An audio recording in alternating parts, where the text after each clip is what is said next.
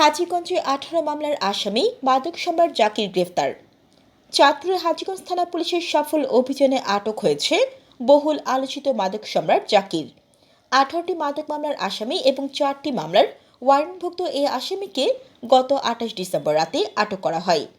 হাজীগঞ্জ উপজেলা 2 নং বাকিলা ইউনিয়নের খলাপাড়া মুন্সিবাড়িতে অভিযান চালিয়ে মাদক ব্যবসায়ী জাকিরকে গ্রেফতার করে হাজীগঞ্জ থানার এএসআই মোহাম্মদ আবুল খায়ের। অভিযানে আরও অংশ নেন কনস্টেবল আহসান হাবিব ও কামরুজ্জামান। জানা যায়, জাকির ওই এলাকার মুন্সিবাড়ির মৃত লাল মিয়ার ছেলে। তার বিরুদ্ধে 18টি মাদক মামলা রয়েছে এবং এর মধ্যে একটি মামলায় 3 বছরের সাজার পাশাপাশি 3,000 টাকা জরিমানা ঘোষণা করা হয়েছে। এছাড়া আরও 4টি মামলায় তার বিরুদ্ধে ওয়ারেন্ট ইস্যু করা হয়েছে।